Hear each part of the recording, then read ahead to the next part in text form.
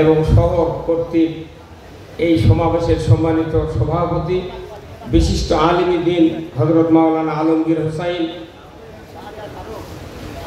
সমাবেশে উপস্থিত আছেন বাংলাদেশ জামাত ইসলামী কেন্দ্রীয় অ্যাসিস্ট্যান্ট সেক্রেটারি হযরত মাওলানা রফিকুল ইসলাম খান, অঞ্চল টিম সদস্য বিশিষ্ট ইসলামী চিন্তাবিদ অধ্যাপক নজরুল ইসলাম সহ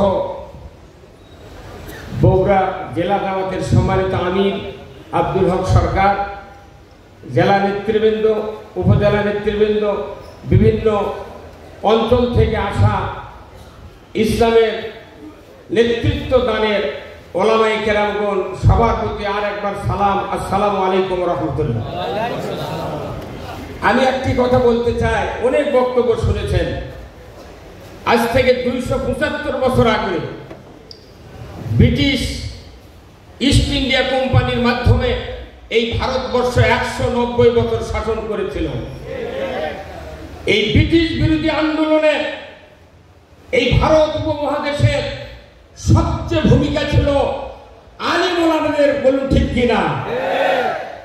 এই আলিম ওলামা যখন জেগে উঠল ব্রিটিশ বিরোধী আন্দোলনে, এই ভূমিতে আল্লাহর আইন চালু করার জন্য আলেমদের ভূমিকা এত গতিপূর্ণ হয়েছিল, যার কারণে পাকিস্তানের জিন্না সাহেব বলেছিলেন কোরআনকে হাতে নিয়ে, this is the our constitution, কোরআন মুসলমানের জন্য যেমন ব্যবস্থা।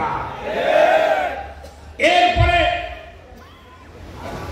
190 বছর পর এই 47-এর আন্দোলনে পাকিস্তান তৈরি হলো, কিন্তু দেখা গেল ধর্ম নিরপেক্ষ মতবাদ দিয়া 24 বছর মানুষকে গোলামীর ফাঁদে রেখে রেখেছিল। এরপরে মুসলমান যখন জাগলো না, আলেম ওলামা যখন জাগলো না, তখন দেখা গেল 24 বছর পর 1971 সনে পৃথিবীর সবচেয়ে সৈন্য শক্তি 54 বছর বাংলাদেশ শাসন করেছে। এরপরে আল্লাহর মেহেরবানিতে আমাদের বড়দের প্রচেষ্টা ফেল করেছে, তখন ছাত্র সমাজকে আল্লাহ তাআলা সাহায্যের হাত বেরিয়ে দিয়ে বাংলাদেশে একটা সুযোগ তৈরি করে দিয়েছে। আমার বিশ্বাস আজকের এই সুযোগ যদি বাংলাদেশের আলিম ওলামা মুসলমান ভাইয়েরা আমরা কাজে যদি লাগাতে না পারি, আমার কেমন যেন মনে হয় আরো 108 বছরেও বাংলাদেশে শান্তি কায়েম করা সম্ভব নয়। আমি উদাত্ত আহ্বান জানাই বগুড়ার আলিম সমাজকে, আমরা যেভাবে মসজিদে নেতৃত্ব দিই, এই নেতৃত্বে সমাজ ভালো হবে না। ঈদগাহে নেতৃত্ব দিই, এই নেতৃত্বে সমাজ ভালো হবে না।